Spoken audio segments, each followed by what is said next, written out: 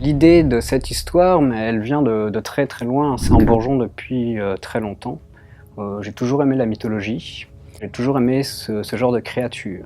Bon, il y a eu quand même un texte qui m'y a planté le bourgeon, on va dire, une nouvelle de Borges, qui s'appelle La demeure d'Astérion, que j'ai lu il y a peut-être 15 ans et qui m'a beaucoup marqué, un texte très court. Donc comme toujours avec Borges, c'est un petit peu bizarre. On a un narrateur qui nous raconte sa vie, on ne sait pas trop qui c'est et où on se trouve. Et à la fin, on découvre qu'en fait c'est un épisode célèbre de la mythologie grecque, mais du point de vue du monstre. Et ça m'avait... Enfin, l'idée est en fait toute bête, se mettre à la place des créatures, mais il faut y penser, et j'avais trouvé ça génial.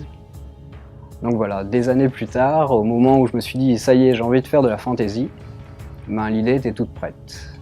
Et le monde découle ensuite adapté pour cette idée. C'est une formidable source d'inspiration, d'histoire, puisque chacune d'elles a des pouvoirs et des capacités différentes, et donc c'est aussi des sources de problèmes différents.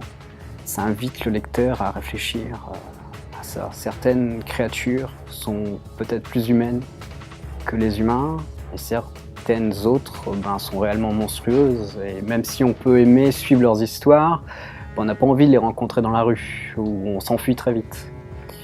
De l'autre côté, il y a aussi les humains, ça permet aussi de parler de nous-mêmes, et donc certains humains ont des comportements monstrueux, et d'autres sont effectivement capables d'humanité, assez logiquement. Il y avait cette volonté d'explorer de manière presque méthodologique les différentes créatures, et donc je les ai sélectionnées en fonction des différences par rapport aux autres. Il fallait que ça apporte quelque chose en plus au livre. Donc par exemple, on a une créature qui va être plutôt bestiale, mais avec une dominante philosophe.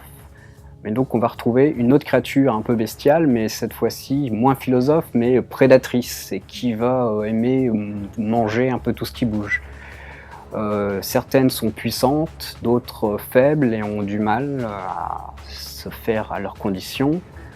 Certaines donc sont âgées, connaissent les règles du jeu, d'autres non, et ça permettait de varier extrêmement les cas de figure. L'éveil des chimères, c'est un moment crucial dans l'histoire de ce monde, et donc ça va être certainement la fin d'un monde, mais aussi la naissance d'un autre.